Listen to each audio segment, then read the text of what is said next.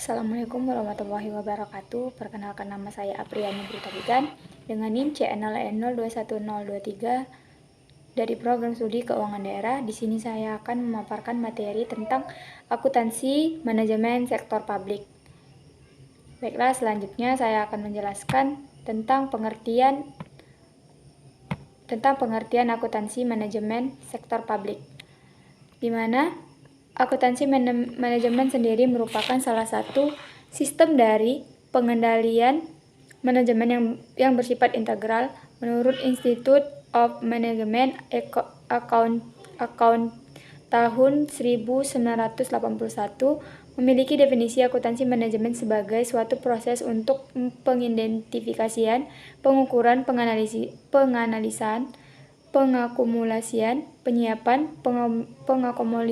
pengakomunikasian informasi keuangan atau finansial, serta penginterpretasian keuangan yang tentunya akan digunakan oleh bagian manajemen perencanaan, evaluasi, serta pengendalian organisasi untuk menjamin supaya sumber daya yang digunakan secara akuntabel dan tepat. Bagian yang kedua, akuntansi sebagai alat perencanaan organisasi. Perencanaan merupakan cara organisasi menetapkan tujuan dan sasaran organisasi. Perencanaan meliputi aktivitas yang bersifatnya strategis, taktis, dan melibatkan aspek operasional. Dalam hal ini, perencanaan organisasi akuntansi manajemen berperan dalam pemberian informasi historis dan prospektif untuk memfasilitasi perencanaan. Proses perencanaan juga melibatkan aspek perilaku, yaitu partisipasi dalam pengembangan sistem perencanaan, penetapan tujuan, dan pemilihan alat yang tepat untuk memonitor perkembangan pencapaian tujuan. Selanjutnya, informasi akuntansi sebagai alat perencanaan pada dasarnya dapat dibedakan menjadi 3 kelompok. Yang pertama, informasi sifatnya rutin atau ad hoc. Yang kedua, informasi kuantitatif ataukah kualitatif.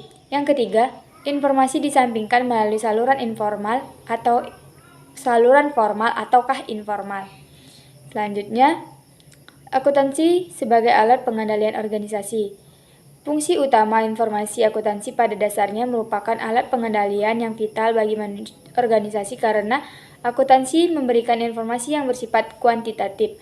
Informasi akuntansi umumnya dinyatakan dalam bentuk ukuran finansial, sehingga memungkinkan untuk dilakukan pengintegrasian informasi dari tiap-tiap unit organisasi yang pada dasarnya membentuk gambaran kinerja organisasi secara keseluruhan. Sementara itu, pengendalian organisasi adalah terkait dengan pengintegrasian aktivitas fungsional ke dalam sistem organisasi secara keseluruhan. Pengendalian organisasi ini diperlukan untuk menjamin bahwa organisasi tidak menyimpang tujuan dan strategi organisasi yang telah ditetapkan. Baik, selanjutnya, proses perencanaan dan pengendalian manajerial organisasi sektor publik. Jones and Van Lebury tahun 1996 membagi proses perencanaan dan pengendalian manajerial pada organisasi sektor publik menjadi 5 tahap.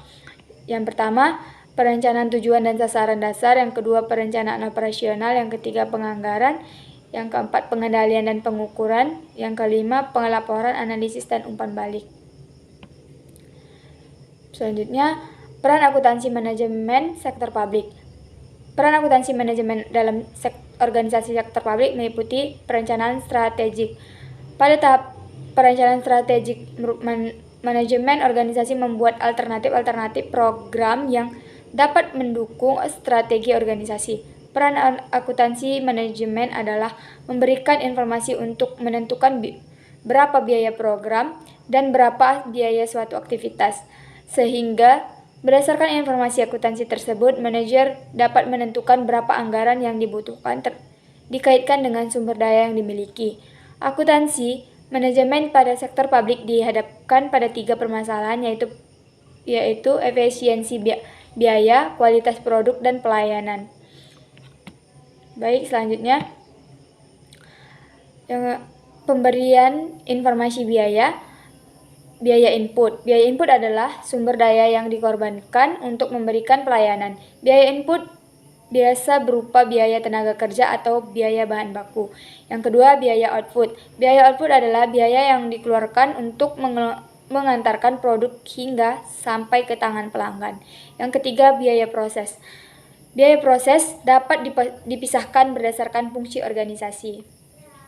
Selanjutnya, penilaian investasi. Penilaian investasi dalam organisasi publik dilakukan dengan menggunakan analisis biaya manfaat atau cost benefit analysis. Dalam praktiknya, terhadap kesulitan dalam menentukan biaya dan manfaat dari suatu investasi yang dilakukan, hal tersebut karena biaya dan manfaat yang harus dianalisis tidak hanya dilihat dari sisi finansialnya saja, akan tetapi hanya harus mencakup biaya sosial atau social cost dan manfaat sosial atau social benefits yang akan diperoleh dari investasi yang diajukan.